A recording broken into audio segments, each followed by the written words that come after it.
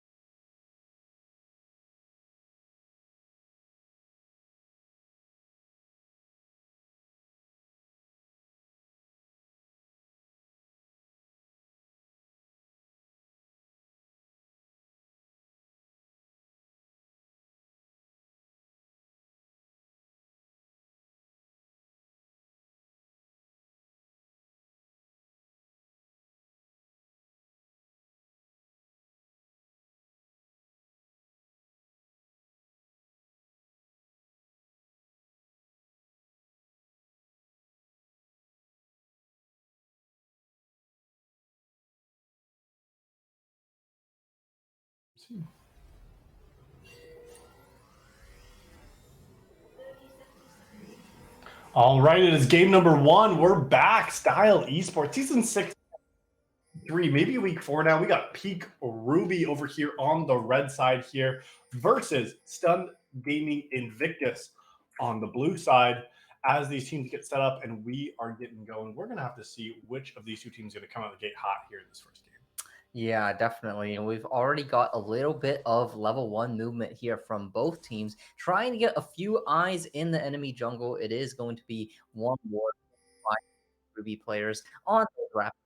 Really going to be spotting Brunswick early pathing, which could help them a lot because J4, they do want to get on the map early, get some action going. And look at those 2 J4s on the map, and we got Nico there in the mid lane too. You know, it's looking a little bit like that J4. I don't think you're gonna be fooling anybody there, buddy. All you're doing is going into lane in melee form. But the Nico at least does change up the way you got to be thinking about jungle pathing. And into the later game, you got to be counting your minions, right? Like, because Nico is one of those champs that can catch you off guard if you're not paying attention. Yeah, and I would love to see some minion action personally, some of those tricks and traps that champion can pull off. Now that the ultimate has been changed to reveal this guy's Nico a little bit earlier, some of those surprises are going to be slightly less of a jump scare than we've seen in the past, but still has the potential for some big plays to be made. Yeah, absolutely. But I think, you know, the pitfall of this champ is what you talked about of like, if you go in, you have to be in melee range to get your ultimate down. And when a team that's so melee heavy, like you can get destroyed early. So I wouldn't be surprised if we see like a focus on killing this Nico, or even like Nico trying to go Zonia second or something. Because otherwise, like you're not going to really be able to kill the enemy team very quickly, especially when you need to get on Kai'Sa and this Tristana, both of which can have some good escape tools in team fights. Yeah, and the CC chain being drafted by Peak Ruby here is really scary, right? You have basically a snap and click guaranteed lockdown with the Galio W, and then you've got Sejuani QR coming on through. You can get a Jack stun coming on through, and of course, this whole time, Tristana, Kai'Sa, they're going to be pumping damage into your back. So definitely a lot of care has to be taken with these engages. I don't know what just happened top. Oh, it looks like a deep ward was placed here from Zerviloid in the top enemy jungle, so at least they'll know that this top side is cleared out. So you actually, from this info, you know J4 has come to the bot side here, and J4 is going to be looking a little bit aggressively. But Peak Shepherd is going to be up here, and under tower really low. I mean, this might be Fiora going down in the dive. Oh, Peak Shepherd just forces it for no reason, uses the flash, doesn't get the kill. I'm not quite sure about what happened there, but at least maybe has to force the teleport to catch this next wave. Yeah, I see the idea there, and there was some big aggression coming out here from Zerviloid there on the Jax, playing in tower range, taking a few tower shots, but getting Zero Thorn down to critical amounts of HP. Almost gets the base interrupted, but you know, he is confident. He is finishing that one. There's no backing off after he starts that channel. Yeah, I mean, but like, you could have just walked up and then queued, and I think Zero Thorn would have actually stopped the reset, but I mean, Jax does bring the teleport on it. I'm kind of surprised. I don't even think that was needed necessarily in the lane state, but does get back to the lane, even though it's coming into him. I guess, I don't know. We shouldn't micro these guys too much. You know, this is, you know, kind of golden plat elo, but some interesting trading going on the top side. Shepherd does use that flash early on. Brunswick yet to get on the map, but at least is scouting out a little bit of vision. Bot Scuttle was taken by this blue side jungler. Sejuani realizes there's nothing going on mid and will take the top side. So junglers are playing opposite sides from each other, but neither of them able to make a successful gank happen yet. Yeah, not quite yet. I would have liked to see maybe a Shepherd loop around there on that previous tower dive. Could have made it a bit more successful. Oh, but he's looping around somewhere. Yep, for round 2. Remember, no flash on the Fiora, so might try and look for one more hit. No. Yeah, not that quite. Timer, what's the wave, dude? Look at the wave. Like, you know that this doesn't have flash in the top lane on Fiora. Shepherd looped, and like I like that play. Like you said, you want to see Shepherd looping somewhere, whether it was mid, but then he did go top, and so I thought there might have been something there. But I think like Shepherd isn't wasting time, and not like in a good way, right? Like Shepherd is showing up and going versus like waiting for the wave to crash, maybe looking under tower, trying to wait for Counter Strike to come back up, wait for the Leap Strike to come back up. Like it's just showing up and going, and it's resulting in you're showing on the map and you're not getting any kills. But now Zerviloid with this play is too far forward. Brunswick is here, and the pink ward knows there's no vision. Yep, going on early. Looks like he might just want to get the trade in response. Does get the stun on the Fiora. The bone plating, though, is going to reduce some damage. But yes, it is first blood, actually, picked up by Zervaloid there despite the gank. Stun Brunswick will turn it back around, but that's a nice trade. That is a great trade, especially if you are the Jack that was playing overextended all lane, 2 failed ganks from your jungler, and then you still get the first blood. Like, Zervaloid seems to be really holding down the top lane in these first 5 minutes. Yeah, definitely love to see that. Picking up the Sheen now, so that's going to be a great hit for the Jax. Fiora is going to match that at the very least, so both of these top lane carry potentials will still have a fair chance of playing the lane. And so now we have to see what's coming up next. Looks like the Dragon is going to be in the eyes of Shepard as well as this other Peak Ruby squad here. Because the second rotation is coming up for Peak Ruby, seems like a good timer on them to take this drag themselves. Yes, J4 showed top, so you know he ain't in the bot lane. And that's going to be a Mountain Dragon, so at least a good response on the other side of the map for this team. Yeah, and I actually really like a lot of the ideas that we're seeing from these junglers. It seems like they are identifying kind of the windows of opportunity to do things around the map. There's maybe a little bit of a few places where execution can be a little bit better, but here we go. Spectre actually getting a big ultimate onto Osriel, forcing both the flash and the jump on away. So that could be another gank window coming up soon. Yeah, that's the punish, right? Now you want to see, all right, no flash, does have ultimate, no rocket jump. Brunswick actually wanted to get all the way around here, but really great play from Peanut the Fifth, actually, to come out of late and actually catch this mid wave, stop that continued aggression from the side of Stun Gaming. And so now you say, okay, we at least have stopped the dive. I mean, we even see the Daddy Wall Street coming up here with his big pockets of cash, trying to get something happening too. But Brunswick, after this play, Sejuani forced off. They say they can't take the fight. And so actually a really good play from J4 to just dive into that enemy jungle, take that bot side plate, you know, you kind of have that counter play there. And so I think ultimately it's still a winning play for Stun Gaming Invictus, even though no one died. Yeah, and they smell the opportunity and they're seizing advantage of it. Tristana forced to take the back and burn the TP to get back around. And as we look around the rest of the game today, we're also seeing some pretty big CS discrepancies across the lanes. We really have Zervalol here in the top lane with a almost doubling the CS of the Fiora currently, which is certainly significant, but a nice Recon CC combo going to start off this bot lane gank, and Cataclysm already acquired here by Brunswick is going to be flashed away from, but it is both summoners burned despite no kills being found.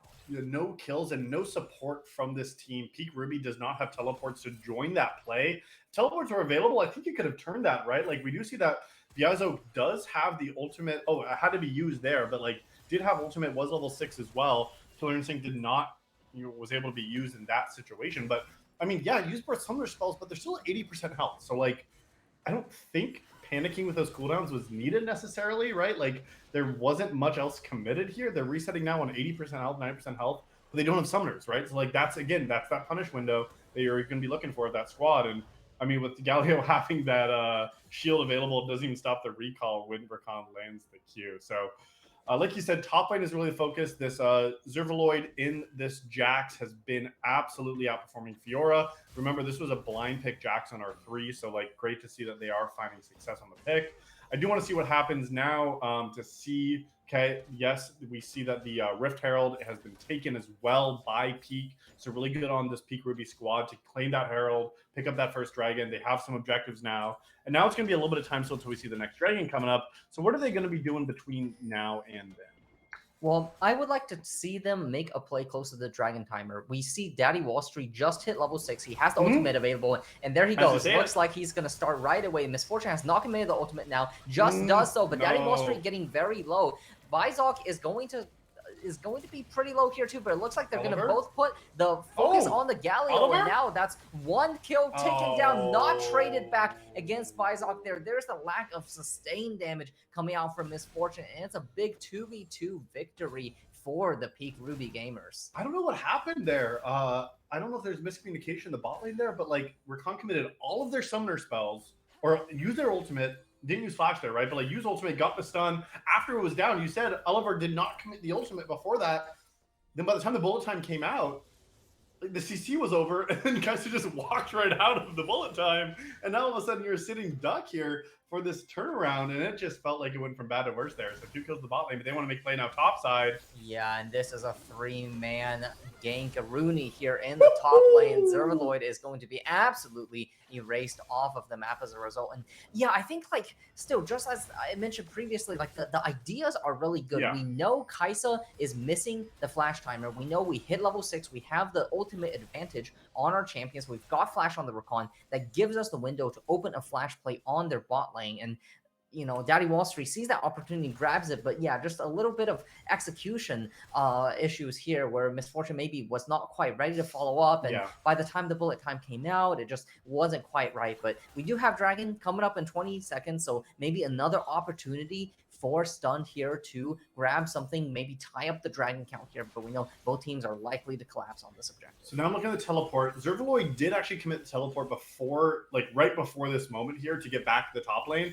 And you know the top laner is not going to be here. Zerlathorn, the enemy top laner, also unable to teleport to this fight, but at least was hovering in this area for a moment. However, look at this vision getting cleared out right now. It is all peak Ruby down here around that objective timer, but 4 members from Stunned going to be in the proximity here, and they just also just walk in as a squad. They got more members, and they were able to count as well, and peak Ruby knows that, hey, we don't got the people here to contest it, but now the Herald is dropped at sub 14 minutes, and a wave is coming in, so now you got to see, are you going to just trade the second Dragon for these tower plays? And that might be absolutely the play.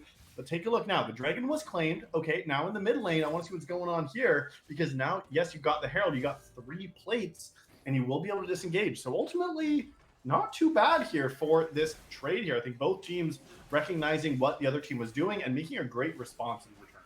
Yeah, maybe it was just that Peak didn't feel like they had the strength to contest, but, you know, if that was their valuation, then I really do like their counterplay. You get the 3 plates there in the mid lane, you get Kaisa with an extra wave down bot as well, so keeping the go-to income healthy here despite giving over the objective, and you can afford to do that with the 1-0 Dragon lead you had up to that point. Yeah, and so that's an absolutely fine trade, like you said, right? Like, and then it is a Cloud Soul as well. Yes, if you're the team that gets the first Dragon, the second Dragon is even more important. But now take a look at the top side. A great riposte.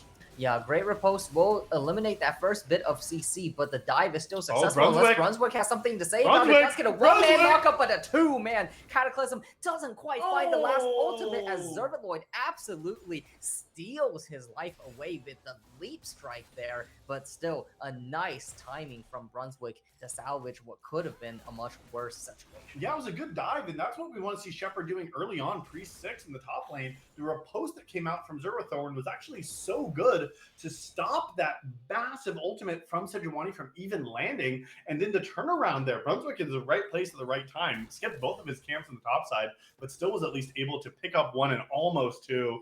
But hey, this J4, we want to see this early game jungler getting that damage early. And take a look at that inventory now. We already see that the Iron Spike Whip as well as that Caulfield's Warhammer are, or Caulfield's, what's going on with this? Caulfield's Warhammer, yeah, both completed. Should have trusted myself.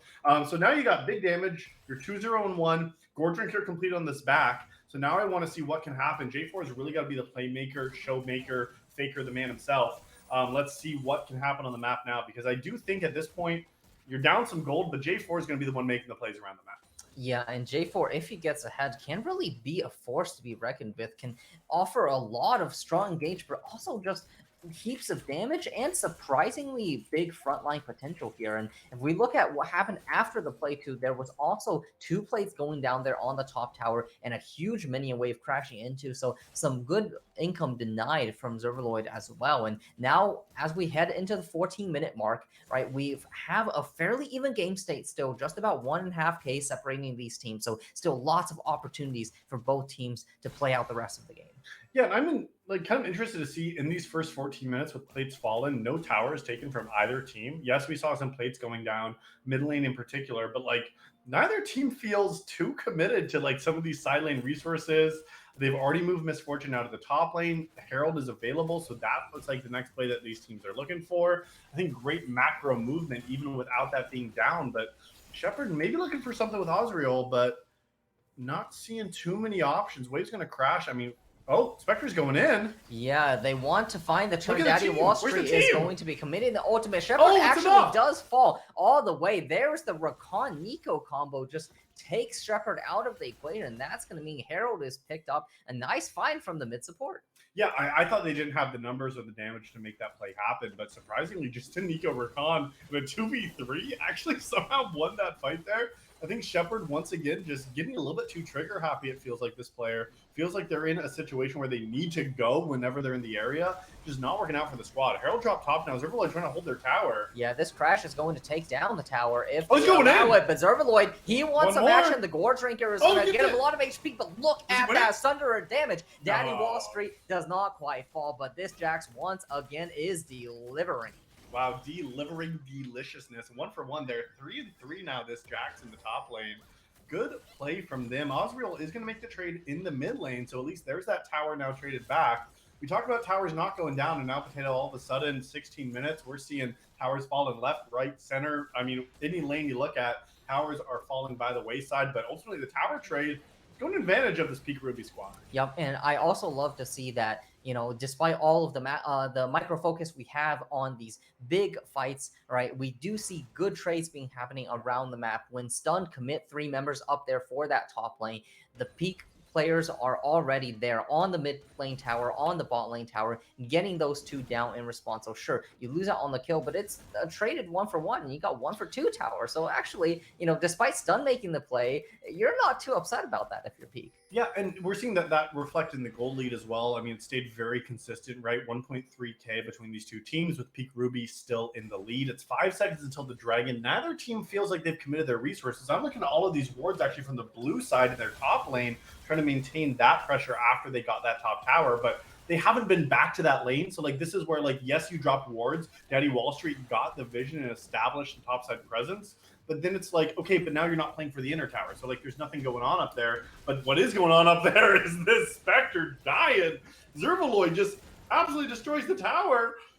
I don't even know where that came from, Potato. All of a sudden, this mid laner is down for the first time this game. Yeah, Zervaloid continues to impress, and look at this movement from Peak Ruby. They see the dragon spawning, and they say, you know what? We could care less about it. It's a Cloud Drake. We're going to pull both our solo laners up here into the top lane. We're going to take down the opposing top laner, and we're going to get some more towers in exchange. So the map is really opening up for this Peak squad, and you know, you can't give away dragons forever, but these trades are not bad at all. And sometimes that is the trade-off of taking the first dragon, is then you say, all right, y'all, we can give you 2, we can give you 3 even, and it's not that big of a deal. So securing the mountain, I think, was really the first piece in this puzzle to start building Peak toward the top side of the map, because like we were saying, like, you don't need to fight these dragons. It's a cloud. Like, what are you going to get? Like, this actually like 6%, 7% out of combat move speed and some slow resistance. Like, take it, dude. All right, we'll take your inner tower, and that's more gold for us. So the gold lead now almost 3,000 between these teams. Looks like 2.6K at the 18-minute mark.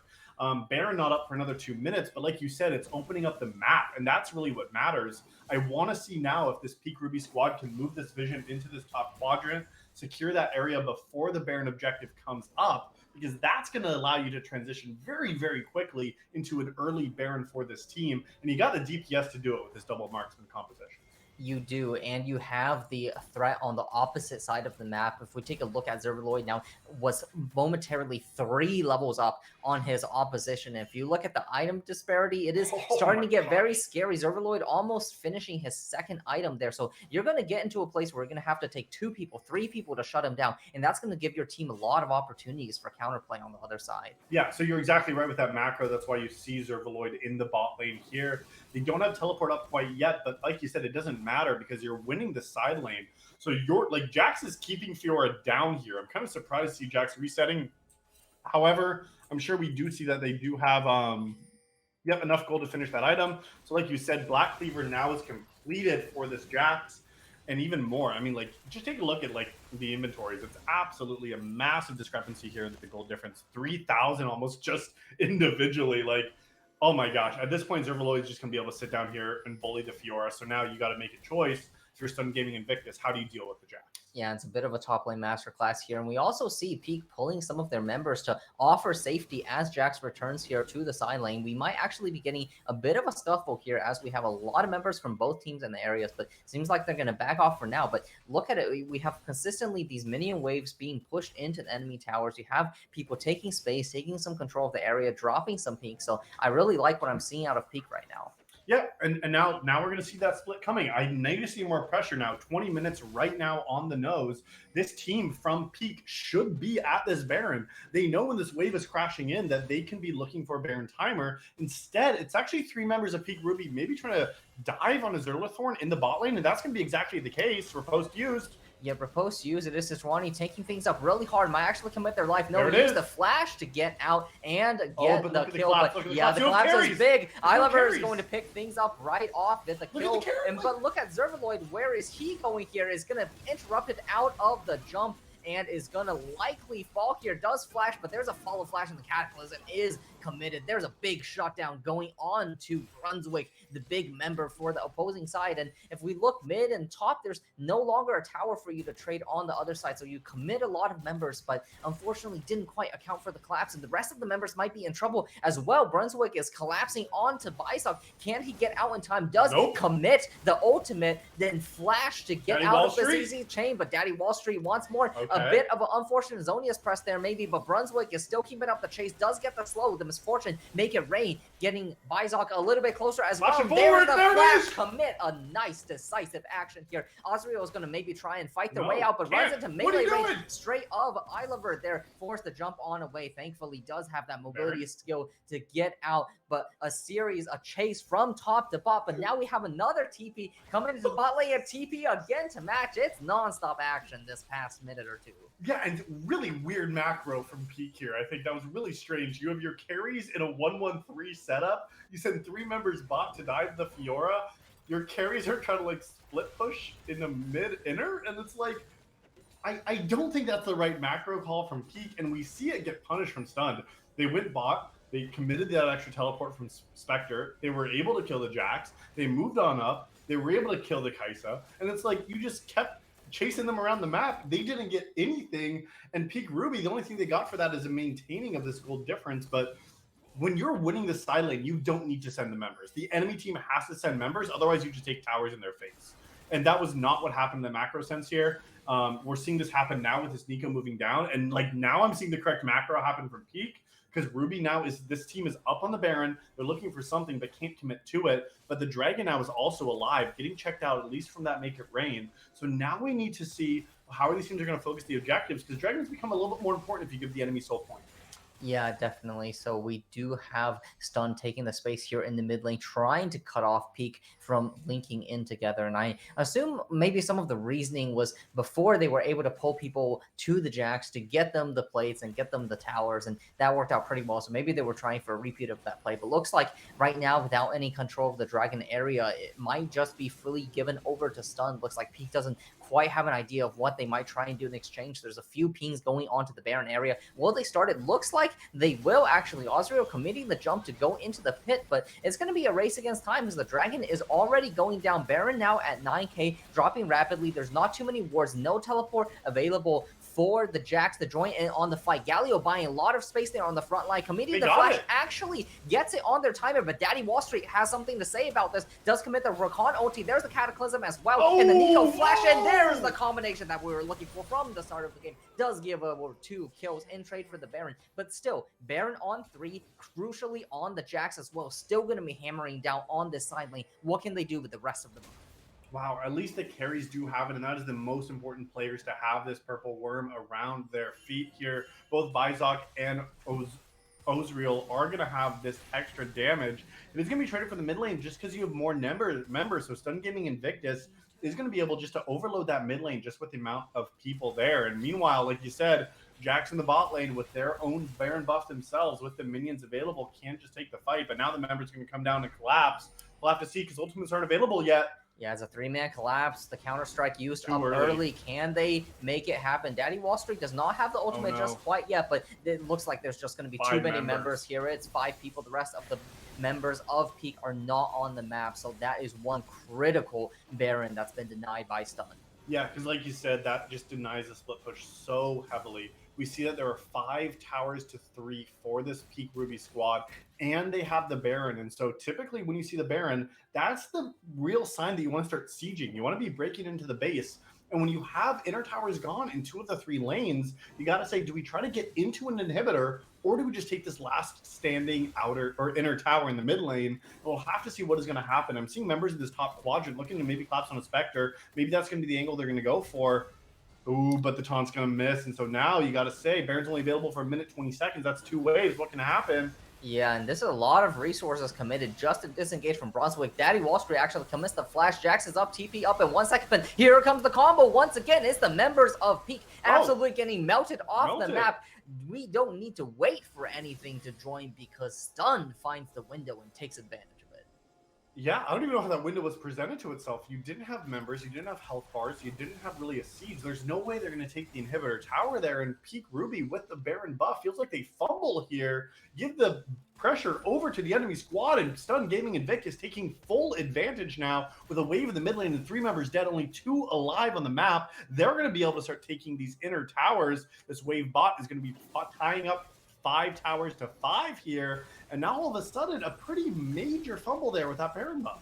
Yeah, and I think a lot of the mistakes that Peak have been making in the last couple of minutes has to do with the team timers. We had Jack staying on the map while the rest of the team was resetting and recovering from those Baron deaths. So he got taken down and taken advantage of. And now with their strongest member off the map, the rest of Peak was a little bit haphazardly trying to push down on the opposite side of the map, but you're not together. And Stunned is, and Stun wants to be together. They want to combo their ultimates, and they have been doing exactly that to win the last couple team fights. And do you know who doesn't want to be together? Is this Jax. Like, he just went 3rd item hole breaker. Like, this Jax is saying, hey guys, I am not grouping with you.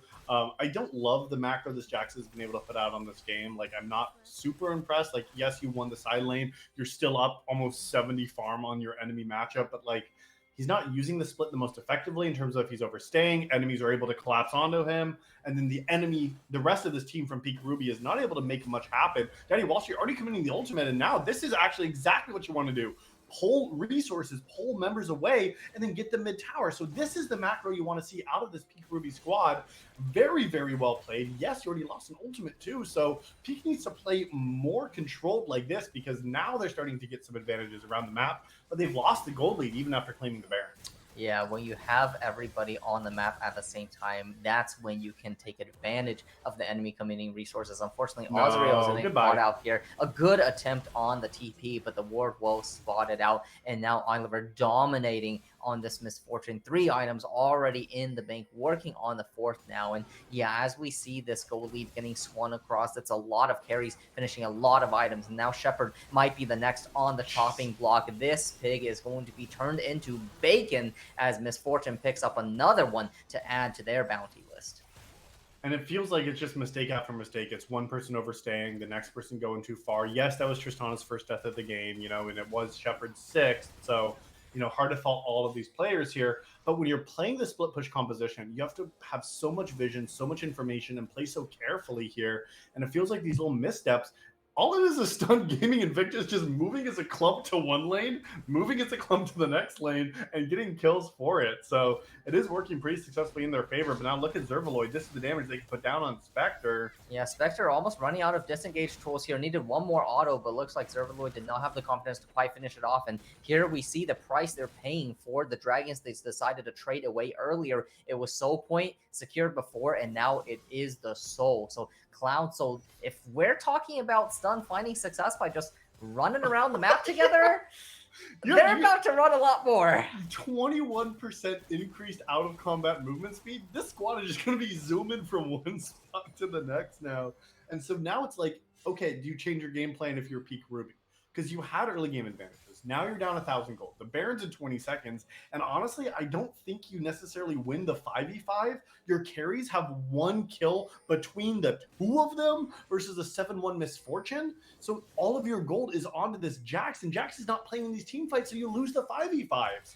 So what do you do now? It's like 5 seconds till the Baron, and I just want to see now if Stun Gaming Invictus can group up as 5 and just play this team fight on the objective. Yeah, I think the Hull Breaker does make things a little bit difficult. I would have loved to see something like a Shojin, something like a Zonias, so you can have that team fight presence. Yeah. But maybe Zervalord can still make it happen in the sideline. Still does have the item advantage currently.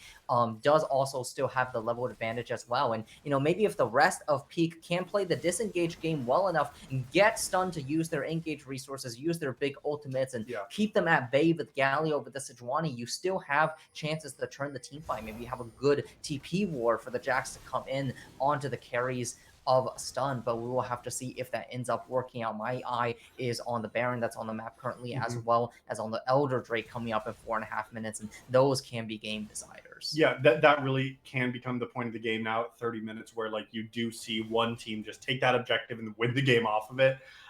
Yeah, and granted, like I feel like we've been talking about like Peak Ruby throwing this game, but like we look at the kills, almost 10 kills up, 9 kills between these teams, but it's really only 1,000 gold advantage. However, you do have this extra move speed from the Cloud Soul now, so that's also very significant here. And so that is going to make a difference in these fights. But like you said, you somehow have to disengage this extra aggression that this Stun Gaming squad is going to be dishing out here. That Shepard able to at least run away from there here, but it feels like Peak is really stalled now. I don't really know what they're playing for. We have 3 items on Kaisa, almost 3 items on the Tristana as well. And you still got a little bit of a split push here, but in a 1-3-1 you can't, or 1-2-2, you can't take fights in any of these lanes. And it does feel like Peak is kind of just, hovering around just a little bit here. They're pushing in now, but the Baron's been started, and look at all these members from Peak are on the wrong side of the map. They're just gonna try to take the base though. Yeah, I mean, I think the best thing you can do at this point is to try and trade away as many towers as possible. Spectre going to be in the sights of Peak. They do at least get 1 tower back for the Baron, almost close to the second one. But yeah, no inhibitors taken down, and just that 1 tower is going to make it a fairly rough trade. But I admire Peak trying to make the best out of bad situation here, but the members of Sun are going to get back onto the map now. It is Elder now, only 3 minutes left before the spawn, and if there's anything that can force a team fight, Elder is going to be it. Peanut the Fifth actually burning flash there to try and escape the situation. Does narrowly run away from the Nico E, but here's the movement speed buff, right? So lots of ultimates being traded back and forth. Runswick getting down about 1/3 of his HP. Down Wall Street is not there with the team. So, no vision info on there doesn't mean that they can quite commit. It is the rest of the team basing. So again, a bit of a discrepancy on timers, but maybe this Jax can turn things around one more Brunswick time. got up here so fast, though. Yup, there's the speed.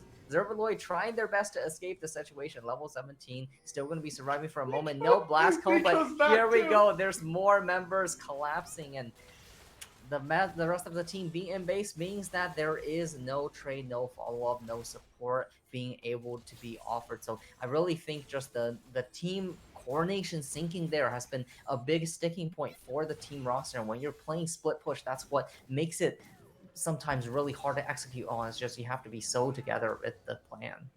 Yeah, and we're seeing that the plan seems to be falling apart. I like the move. You know you can't take the Baron, so you try to take the inhibs, but you couldn't take the inhibs. They had numbers but didn't know it, so they didn't take the fight. Now it's 3v4. This is not the fight you want.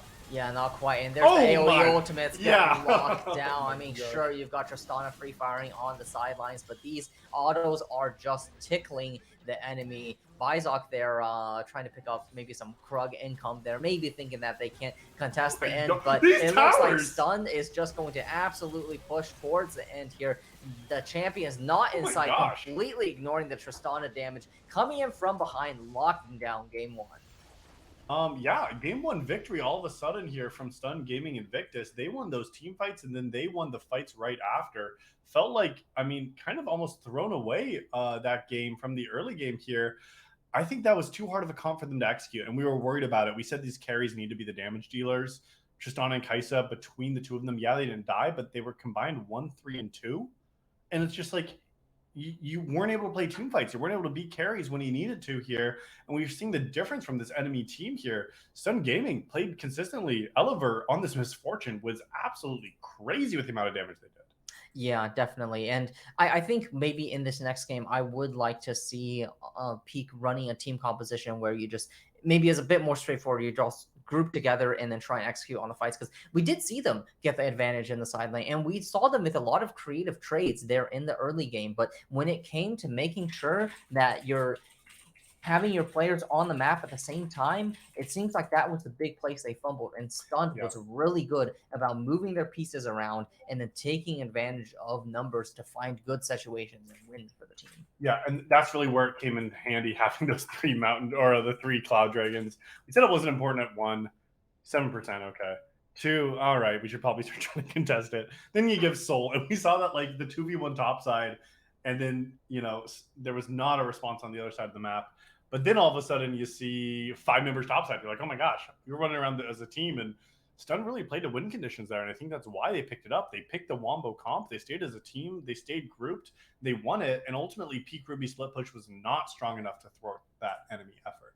Yeah, and I loved how well they synced up their ultimates in those key moments as well. I think we were treated to maybe 2 or 3 different instances where we saw that Jarvan, Misfortune, Nico combo just layering on top of each other and wiping the enemy team off the map, turning those into objectives, and eventually turning that into a win. So that is going to be game 1 win for the Stunned Gaming Invictus squad. We're going to take just a short break here as teams are getting set and settled for game number 2. We'll have to see if Peak Ruby can shake up the draft and win game 2 to take us to game 3, or if Stunned Gaming Invictus will continue this dominant 5v5 style and close us out in 2. We'll take a look in just a moment.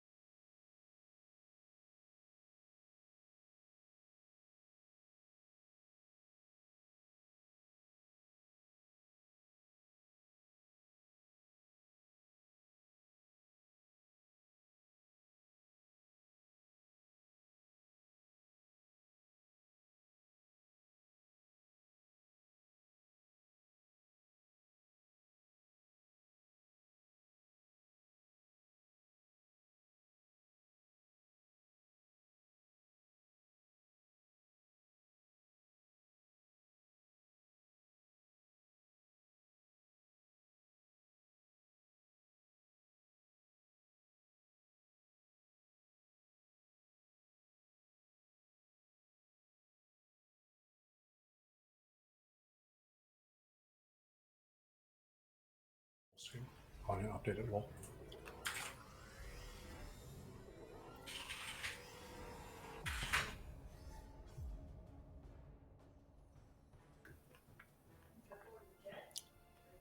All right, I think we are ready for game number 2 here. Draft has started. These teams are going to see what they're going to be adjusting here. Really, the only thing Peak Ruby has changed is that they're actually banning away this Nico. Is left up in game number 1 here. And so instead, they've actually given the enemy squad the Rumble if they want it. Yeah, there was a brief hover on the J4, considering taking that off the table, but decides with the Nico instead. It looks like this time is actually going to be stunned, denying the misfortune, thinking that perhaps it's going to be the premier ADC. And a very interesting pick from Peak Ruby, going with the Sivir B1 here after hovering the Kaisa. So maybe they got something special up the sleeve. Maybe got a bit of a signature pocket champ coming in. Yeah, it might be a little bit of a signature piece here. And now, yeah, let's make sure we get this graphic update as well. As Stun Gaming winning game number 1 here. They have swapped sides from this first game, so that's why we're seeing this score being 0-1 here. Another champion that's actually banned away, Stun Gaming Invictus themselves banned away the Seraphine in game 1 when they were on blue side. They said we don't want to first pick it. They said into Sivir is actually a good matchup. So now they say, all right, we're going to take the Seraphine, we're going to pair it with an Ashe, and now I think our bot lane's locked in. Maybe it's a flex for Stun Gaming too. Yeah, there's some world in which Seraphine can end up going mid. There's also some world, although I think less likely, where we could see an Ashe support.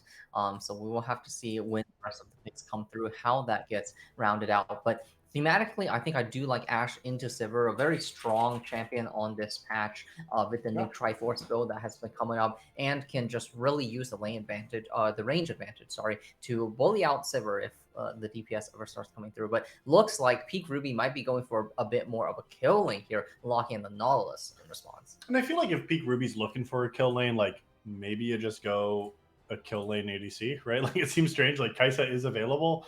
And if you're looking for Nautilus, like why are you saying we're going Sivir? Maybe it's just going to be comfort for this Peak Ruby ADC.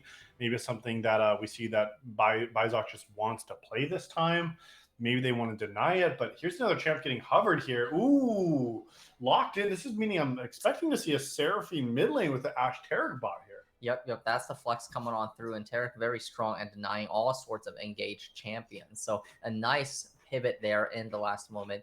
And I think, with the Sivir pick, they might be looking for some kind of scaling insurance. There's also the possibility that they're just trying to get Sivir to the point where she can very easily solo clear waves and move Nautilus around the map, try and make plays. I mean, Nautilus buy certainly is a very potent combo to get people locked down and off the map in quick fashion. So maybe we'll get some of those roams coming on in. Yeah, so with some new champs from both of these teams here, I'll be curious to see kind of what the response is going to be. What I like that both these teams in the second half have done, have banned away the top laners we saw. So we're going to see at least 2 new top lane champs here in this next matchup. Yeah, I will be curious now, how do you adapt? Because I think Stun Gaming going into game 2, I mean, the Tarek was banned away in game 1 in the second half because they were worried about Stun Gaming actually locking this in. So they got it. I think they like this matchup. The Seraphine mid, I think, is something interesting. I'm kind of surprised on the read of Stun Gaming having such prile by banning it on blue side game 1, picking it immediately red 1, and then also flexing it, right? Like, it feels like that's a very high priority on a champion, which I'm kind of surprised to see. Yeah, definitely Seraphine hasn't been one of those premier champions kind of in the amateur or pro leagues for a little bit. But I actually think this game, I feel like they have something that thematically works pretty well. I mean, with Peak Ruby right now, you have very strong forced engage. And Seraphine, Tarek, these are champions that can index very heavily into survival and counter engage. So if they seem to have already the tools to be able to absorb that pressure really well and maybe turn things around. And we've got a late jungle pick coming here in the Kayn. Yeah, the Kayn looks like is the choice for Stun Gaming Invictus, especially that we see the Jarvan IV being banned away. That was something that they locked in game number 1. So definitely had to show a different look for Brunswick as well, but very much a full clear kind of jungle. Stun Gaming is lacking, they have quite a bit of crowd control. They're lacking a little bit of mobility, so Kayn provides some of that. A little bit less of a clear carry so far. Now Peak Ruby with 2 picks left, they've locked in the Akali, looks like, as their mid lane blind pick, as well as a new top laner we're going to see from this squad, and it's going to be a TK. So indexing pretty defensively, it feels like, when you have like Tom Kench Sivir here. Typically, you'd pair TK with something that's like a super hyper carry that needs the reposition, like a Jinx or a Kog'Maw or something like that. But instead, they're opting for that as a blind pick top lane, I presume. So some interesting picks from Peak Ruby here in game two. Yeah, that and usually TK is a great answer into kind of like high, heavy, mobile assassination burst threats or something. And we don't see that really as much from Stun Gaming. I mean, sure, we could end up going something like a Blue Cane, but I feel like Red would be pretty good here into 3-4 melee champions, actually, and Cho'Gath rounding things out. So really, I think the main advantage I'm seeing Peak Ruby coming out here is you do have some early game playmaking potential with the Nautilus and Vi. So hopefully they'll be able to link up and get some things happening around the map. But otherwise, I think Stun Gaming, they just have a really solid team comp at dealing with the kinds of things that Peak Ruby might be throwing at them. Yeah, and you're right. And especially as we see something like a Cho'Gath locked in late and you have a double enchanter, Seraphine Taric, like, unless Akali's 100 to 0 someone like super early on, you're gonna have a 4,000 health Cho'Gath on the enemy team. You're gonna have things like this Taric ultimate. You're gonna have the Seraphine heals. You're gonna have the kiting from Ashe. And I feel like it's hard for this Peak Ruby squad to really kill anyone. Like, who is your primary damage? Who's this extended team fight damage you need to win in these longer fights against Stun Gaming Invictus? Otherwise, they're just gonna be running around the map again, like that 5-stack we saw in that game number 1, and just being able to group up, play as a team, get the heals out, and then like it's gonna be very, very hard to kill any of these primary targets Stun Gaming. And this could be a scary game for Peak Ruby going into the game. Yeah, I think this is actually a fairly terrifying looking 5-stack. I mean, we already have champions like the Seraphine and Taric who thrive in environments where you have more allies. And I think you're absolutely right about the lack of consistent damage. I mean, Sivir is really the only thing on your team that can provide that. Otherwise, you have, some engage sprinkled in, some defensive utility sprinkled in, but it seems like something that's not super cohesive. Whereas Stunned, I think once again, this game is going in with a very clear win condition. Yeah, and the burst too. Like Peak Ruby looks like they're trying to maybe build a little bit of burst with this team. You have Nautilus Vi, great single target lockdown, but then they're not really going to be able to, I think, 100 to 0 someone. I mean, I think the win condition for Peak Ruby is you land some of these key ultimates onto a target like a Seraphine or Ashe, or maybe even a Kayn, get them 100 to 0, and then try to chase out the enemy with the Sivir ultimate. But it's not super clear cut on how Peak Ruby is going to play this game, with the exception of I like the Nautilus Vi, and I do think that is where you say we're going to lock down a target, we're going to try to kill this target, but there's too many targets right on Stun Gaming Invictus that could potentially be difference makers in these team fights. It's not like, hey, kill Kayn, you win the fight, or kill Taric, you win the fight, kill Ashe, you win the fight. There's too many threats, I think, for the squad, so you have to be very intentional about your target selection, trying to get a single target, and then trying to extend the fights from there. But yeah, I mean, these games too, we're seeing lots of new champions. Are we seeing 10 new champs on the Rift this game? It might actually just be, yeah. And yeah, I think you're right about having multiple targets. I also think just even once you access the target, the follow-up is going to be difficult. Pumpkin Akali, is going to be a little bit difficult to get into the mix, and Sivir is a very short-range ADC that wants to consistently work through teams front to back, doesn't really have that kind of skip the front line kind of a damage or ability that something like we saw the MF come out with in the previous game. Well, we see most of the champions locked in. The prediction is live already. We have 100% of people thinking Stun Gaming is going to take this 2-0, over 1,000 points for them. If you think Peak Ruby can claw this back, drop your channel points in there. Last picks are getting picked, and then we will take a short spectator delay. On the other side, we're going to see in game 2 here of Style Esports if Peak Ruby will be able to tie the series, or Stun Gaming Invictus is going to take a quick 2-0. So as they prepare their loadouts, we're going to prepare for the second match. Stay where you're at, get those channel points in. We'll see you in just a moment on the Rift.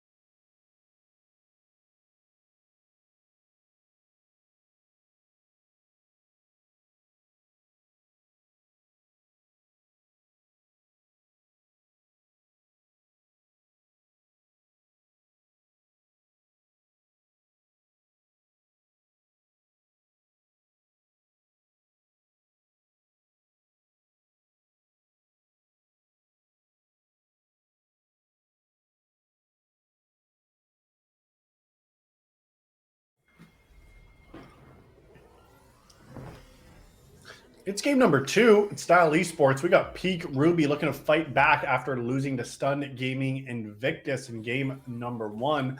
10 new champions hit the rift from what we saw in this first match, so we'll have to see what that means for both these teams. We're seeing in the pause, and we'll see how Cho'Gath dies, but we'll have to see if Peak Gaming can find their way back in this second match. Yep, 10 new champions on the Rift, 2 wards on the Rift. Once again, both teams rather, trying to get a little bit of info on where the junglers are starting. And I think one big thing that I really want to see out of this Peak squad is for Shepard to make an early impact here in this game. Last game, it was Brunswick really taking over with the successful plays. You know, Shepard was looking for a few of them. I think the timers were good. I think the execution was maybe a little bit lacking, but this time around, it's Brunswick on the more passive farming-oriented jungler. We got Shepard with the gank setup opportunities, and I think they really have to work out for Peak to have a chance. Yeah, you're right. I mean, Shepard has to basically dominate these first 15 minutes, set up the team to have it be incomebackable. Is that a word? Uncomebackable, and then just like try to snowball from there. Like you said, Brunswick is much more the carry or the farm-oriented jungler here. What I want to see from Vi, though, this is kind of a tricky, high-level play, is by being able to try to hold your Q until you're after already walked into lane, right? So don't Q from the bush, but like just start walking behind them, and then you start charging Q, hold it for long, see if you can burn a flash, and then follow up with that vault breaker. So I want to see how Vi can play this, because I know that Shepard has been very trigger happy from game number 1, shows up in the lane and goes, and you have to have more patience as Vi, especially pre-level 6, to make some of these early game ganks work. Yep, and we also see the junglers once again in the second game starting on opposite sides of the map. We do have Vi skipping a few camps to try and make it down bot lane as quick as possible, which I do like to see. Hopefully their bot laners will facilitate this by getting the wave crashed into tower. You have to crash this wave. But yeah, it is a little bit slow, and with the cannon wave being on the map, it does seem like they might not find half the time to do so. Yeah, you have to crash wave 2 and let 3 bounce, because then you're reset in neutral for this cannon wave, which allows that gank to actually come down.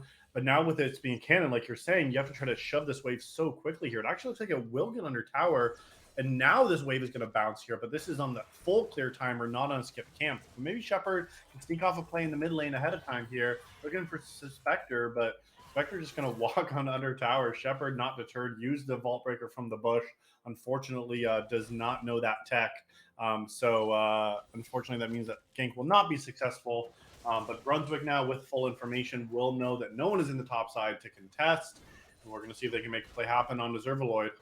Yeah, unfortunately, the Cho'Gath Q will not hit. Brunswick actually training a heavy bit of damage, so even if they don't get the kill, might farm some orbs there. Deservaloid with a bit of footwork to dodge out on a few abilities and trade out some damage in response as well. But will stay safe after that first gank. Neither of these two working just yet. Looks like Brunswick might want to come back for round 2, or maybe just getting the wave in for his top laner. What a bro we see, but maybe Deservaloid has something to say about it, starting to get those licks to hurt a little bit. And as the bot laners trade very heavily, Daddy Wall Street now under a lot of pressure, forced to burn the flash to run away. But now Vizok is getting run down by Elevate, but look at the Vi coming on away. A nice flash in response, but still first blood picked up by Oliver, and now Shepard certainly is going to pick that up. The red buff burn is going to be enough. A 1-for-1 in the bot lane. Yeah, Shepard once again using their primary damage ability that's also crowd control as a gap close instead.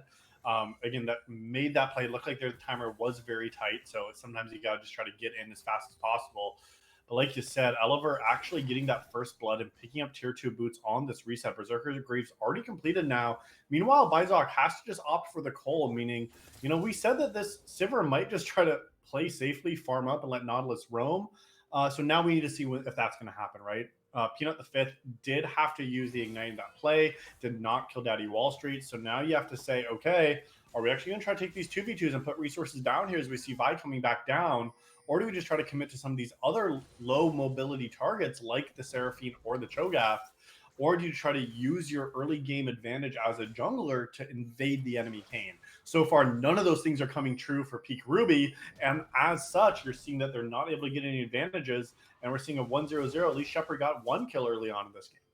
Yeah, I would have really liked to see Vi commit to making a play happen there on the bot lane. I mean, even if it gets spotted out on the ward, you have flash advantage on the Nautilus. There's no summoners available on the enemy bot laners, and they are a mobile champion. So could have been a Here's good Vi. opportunity to trade back, but looks like instead just going for the invade Oh, does got the swipe camp. things away. So that is a positive, but there's a lot of members collapsing from both teams to try and make this play happen. Looks like it might just be the camp steal and everyone's out. So at least you get a camp back, but Yeah. still, Kane is farming up a storm here in comparison. Yeah, that's the hard thing is when you can't actually farm faster. Yes, you can deny some camps, right? But if didn't get that, it would have been 20 to 39, right? If you think about that force swing. Now all of a sudden you got a game with twice as much farm as you.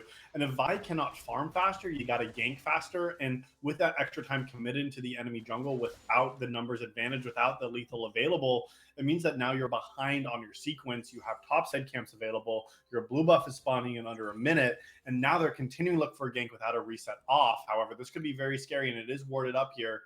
We'll see if they can find the play. Will Brunswick actually reset here? No, is going to stay around, maybe looking for 3v3. Yeah. But look at all this time wasted now from these junglers.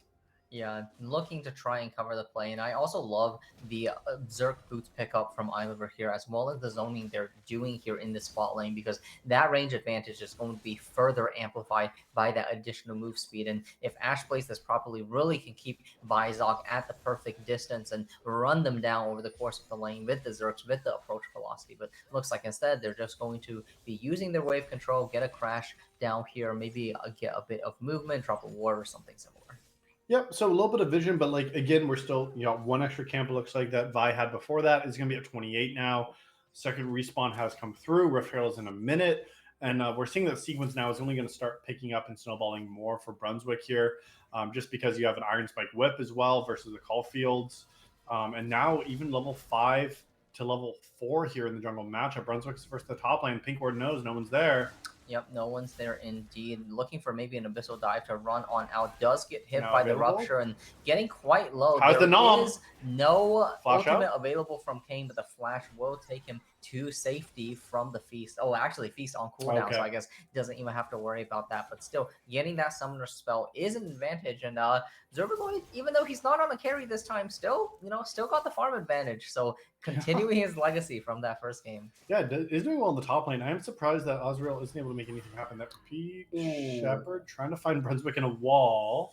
Yeah, well, Brunswick was in the Peanut. wall and ran away successfully via that wall. And yeah, Peanut is now feeling the difficulty of being against Ash Tarek. This HP bar is falling too fast, misses the hook on the wall, and Bizog actually going to find themselves in hot water to a nice shield Level against 6, the Tarek one more stun. auto. And there it is, trades back against the tower at least, with the big wave crashing that Tarek can escort in. That's going to amplify the gold difference. Still, very well played 2v2 from the Stun Gaming bot laners. Yes, and unfortunately, Peanut the Fifth did miss the Q onto the wall, so did not land that dredge line. That did make the Flash have to be burned and still died, right? So it feels like it was a mistake into using Flash into also dying. I do like to see this, though, from this blue squad. We do see that Peak Ruby recognized with these resources committed down here that they can look for the Rift Herald that will be claimed once again from Shepard, just like it was in game number 1. So good to see some objective focus. But now it looks like the response is going to be the Dragon, but there was a Pink Ward, so there will be some vision known, and level 6 is available for Shepard now.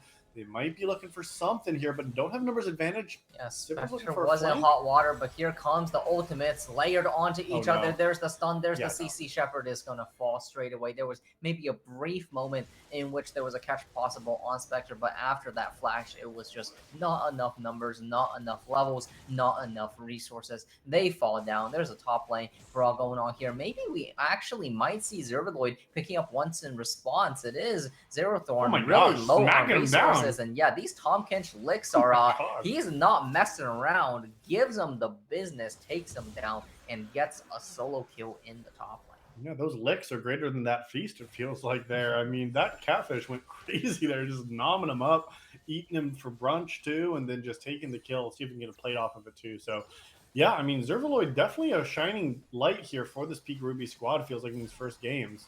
Vizok now trying to trade aggressively on Eliver. Flash oh my god, okay, my eyes witnessed something there, and it was pretty spectacular, I must say. The Enchanted Crystal Arrow flashing after the arrow to get that last auto attack. Vizok felt like they had an advantage committing the ultimate early even because Peanut the Fifth was behind them. But Oliver had no patience for the enemy to join on in, takes matters into their own hands, gets the kill, gets the advantage. Well, you know, it does increase based on the distance traveled. So by anti-canceling that, I guess if you are and then you flash, it goes further. Maybe that's the play that they were looking for here. Shepard trying to do something on Daddy Wall Street. Looks like not too much, but unfortunately, Bizarre with his first pick is going to be dying 3 times here. Wall Street forced to flash themselves defensively.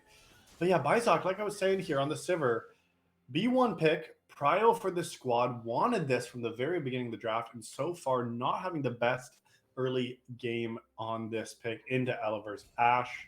So a little bit unfortunate for the squad. Daddy Wall Street now behind Bizarre. Someone's available for the Sivir. It's going to be another one going down. But no, okay, Flash at least will save them this time around. But you can already see the pressure of this Ashe Taric falling. When Ashe starts hitting you, it is very difficult to get them to stop hitting you. And Sivir is certainly feeling that. Xeno and Zero Thorn tussling again in the top lane here. Looks like we might have a dive in the mid lane as the aggression goes down onto Spectre. A lot of tower tanking going on. Does get one traded back to the tower, and now it's going to be Zervaloid under attack as well as the jungler and top laners are both looking on to him. No feast, but no feast is necessary as Brunswick picks up another.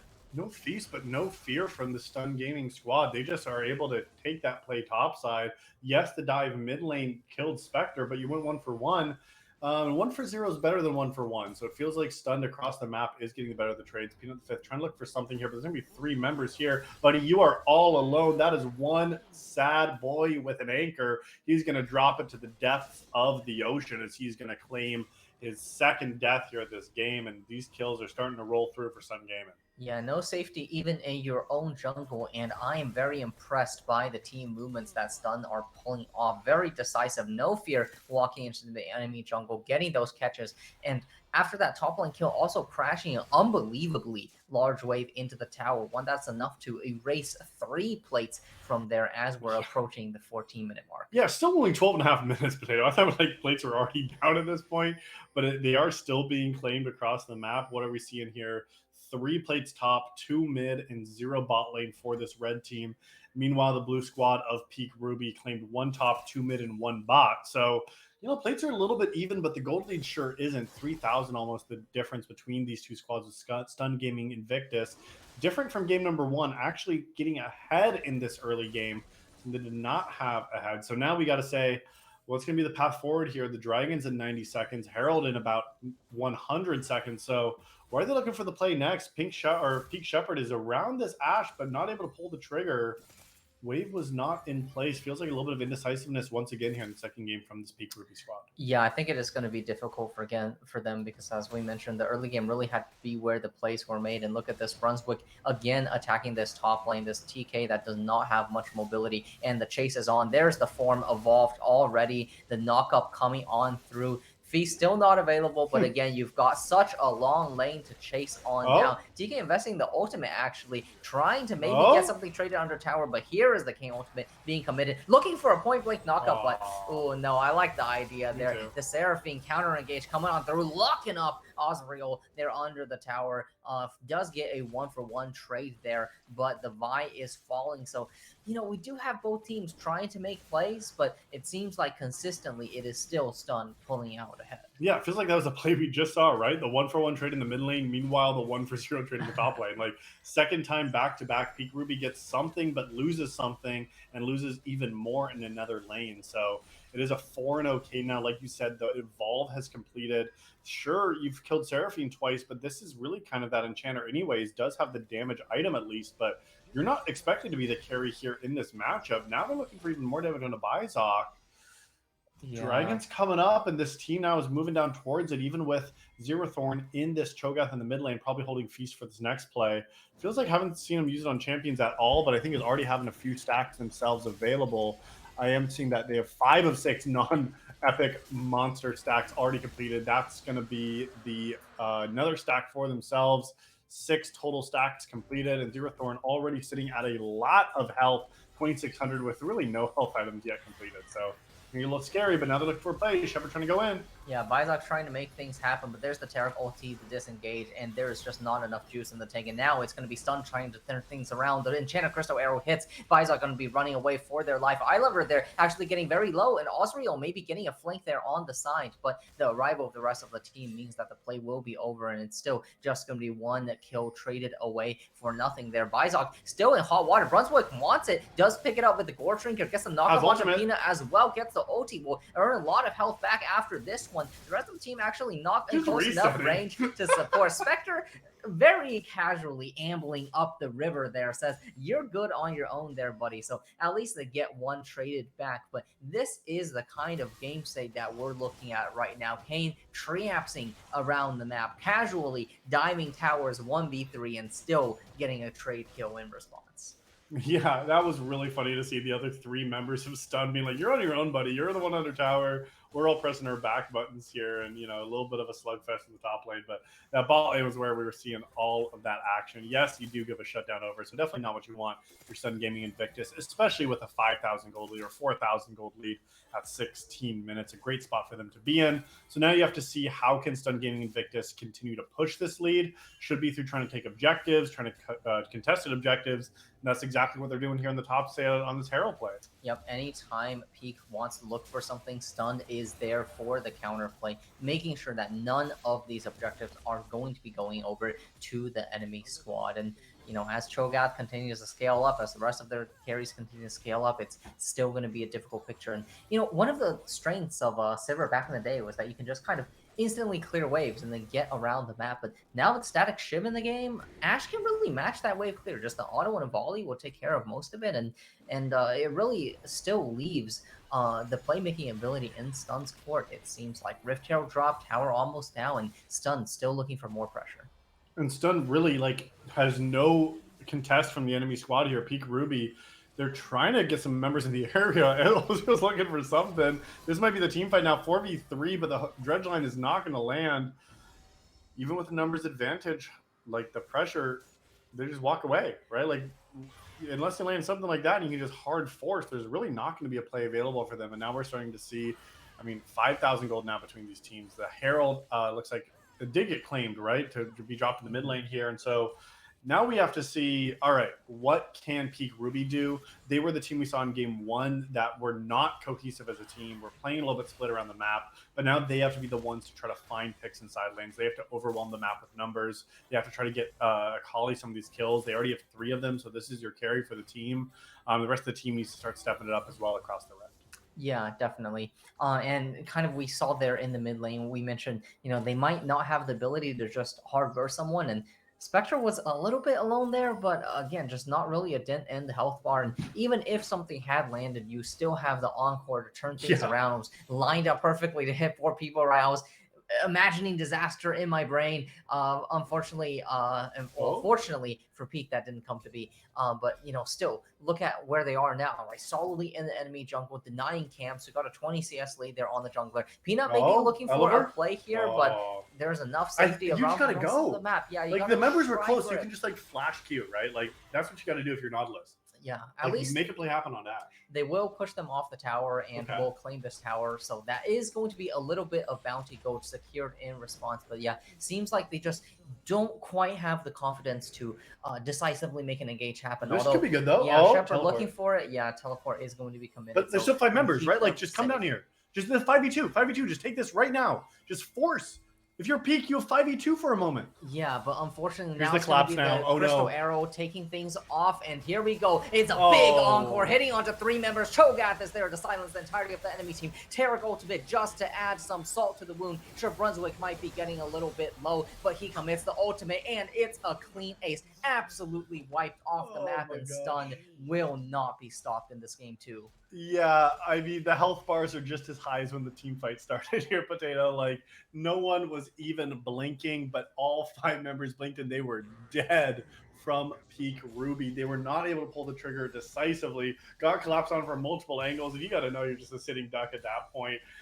Yes, ultimates were all used there, but all this Stun Gaming Invictus squad is showing why this team fight is so scary. The Dragon's being started up too. They got the team fight ace. They're pushing the waves in. And like you said, this is looking devastating for the group.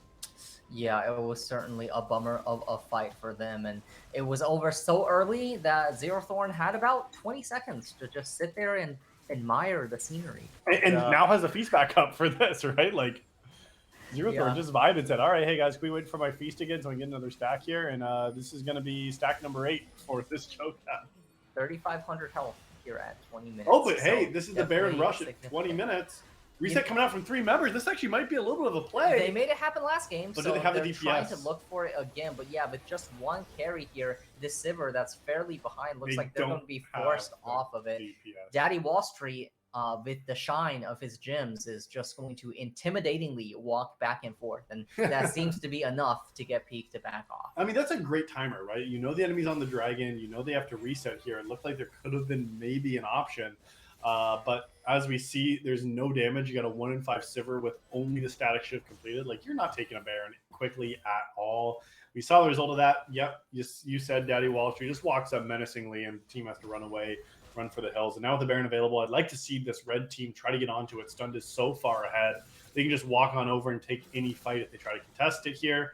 So they're going to walk the mid lane in first here. And now let's see if they set their sights on this Baron.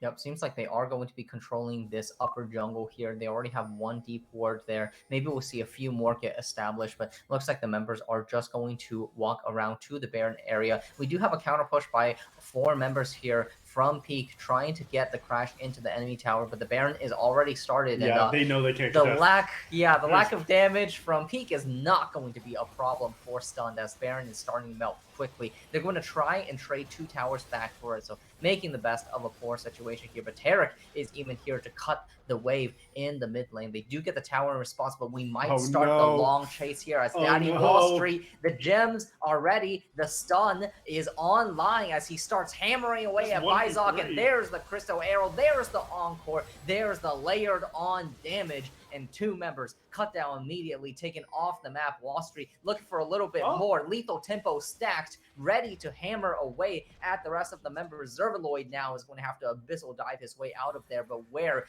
can you dive? There is simply nowhere to run. Rooted down, silenced up, stunned up. There's no escape. Taken down by Oliver, unstoppable now on the Ashe, and with Baron secured on the rest of the members, this game is looking a little bit doomed. Yeah, we're looking like a kiddie pool right there with no diving allowed on that extra kill. Zervaloid went down without even getting that abyssal dive here. That lifeguard blew their whistle and said, nah, you ain't diving here, buddy. 4 members still in the bot lane. Crystal Arrow goes out, lands again. They might be looking for even more. Yep, the CC chain starts off. There was a little bit of hesitation there. Seems like they just want the tower instead, going to take that comfortably. And with the Seraphine here, with the Tarek here, they're going to be sustaining up just as well as you please. The Baron push is on. Bizok is falling perilously low. There's a big engage going on to the Ashe. Maybe they can try and turn around some damage, but yeah, that's a lot of survivability. And now it's Brunswick going to be taking the tower. It transferred over to Zero Thorn. The dive continues as the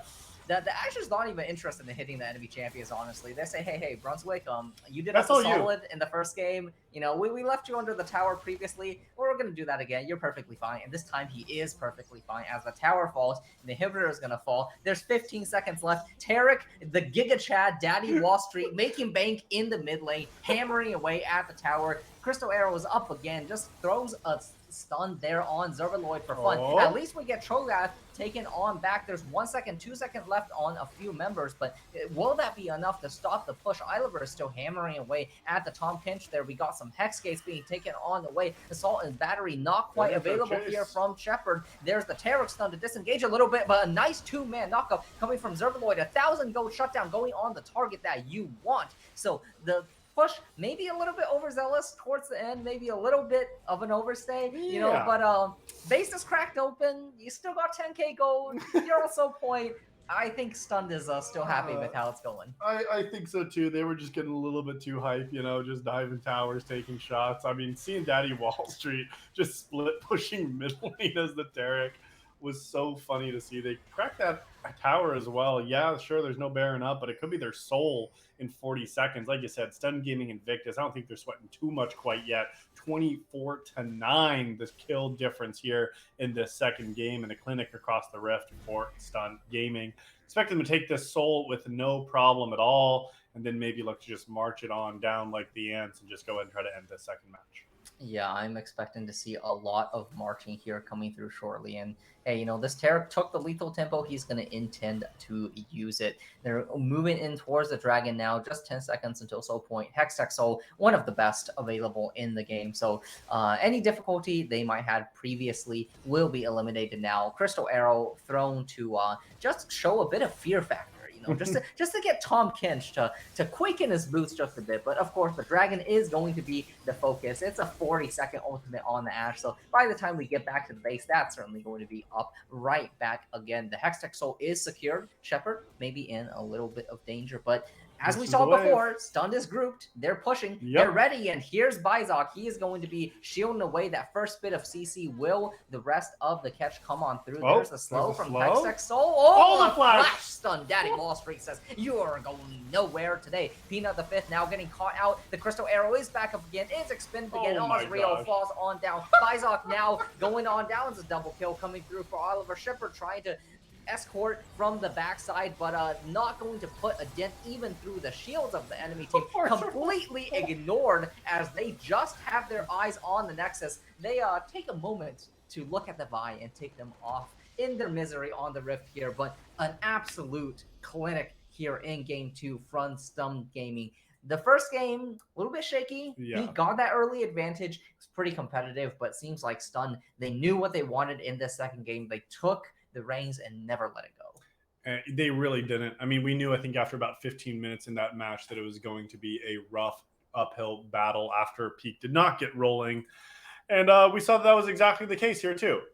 It was just, I mean, clean all the way through. We said it. We didn't know what was going to happen. Stun really had, no fears there. You had a Cho'Gath with 4,000 health.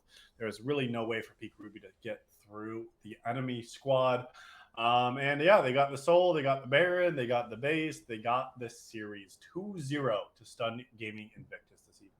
Yeah, a well-played series from Stun, definitely showing a bit of flexing their team potential here in the games tonight, and some well-deserved victories. Some well-deserved victories for sure. So yeah, I mean, season 16 is continuing on here. Unfortunate to Peak Ruby, showed some signs of life in this series, but unfortunately could not close the deal tonight. But Stun Gaming walking away here, this Invictus squad, I mean, really showing up here tonight. And I mean, big performances from some of these players here. Do you got kind of a standout MVP, I think, from the evening?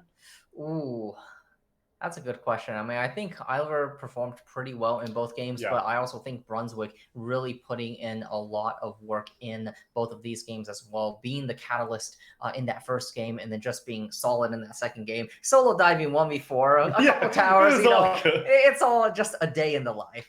Yeah, but you're right about Oliver as well. Played two very immobile ADCs, right, with the Misfortune into the Ashe. And, like, I think between both games, maybe died 4 times. Definitely was a big performer in the damage output. Was able to really play their role successfully. I think Daddy Wall Street, maybe a couple missteps in game 1 of the Recon, but game 2, I see why they banned the Taric away from this guy. 600k mastery points. I mean, absolute great. I see why these gems are very, truly outrageous. That Taric was pretty impressive here. But I think all members here really had some great performances here throughout the match. Yeah, without a doubt. And I love the build, too. It's not every day you get the privilege of watching Frozen Fist, Fumble Winter, Lethal Tempo Taric, but Daddy Wall Street, he's got our backs. He's there with the technology and showing us why this can be a force to be reckoned with. Yeah, but that is going to do it for us here on Style Esports for Season 16 for this match of the night. My name was Llama, alongside me, AllOutPota, bringing you the action live and in person for the first time ever. We'll be back virtually on Friday, but more games in between now and then. So make sure you're tuning in as more Style Esports action will be coming your way this week. A full week of games packed on in. Make sure you're tuning in for that. But until then, we will say thank you so much for watching, and we will see you next time.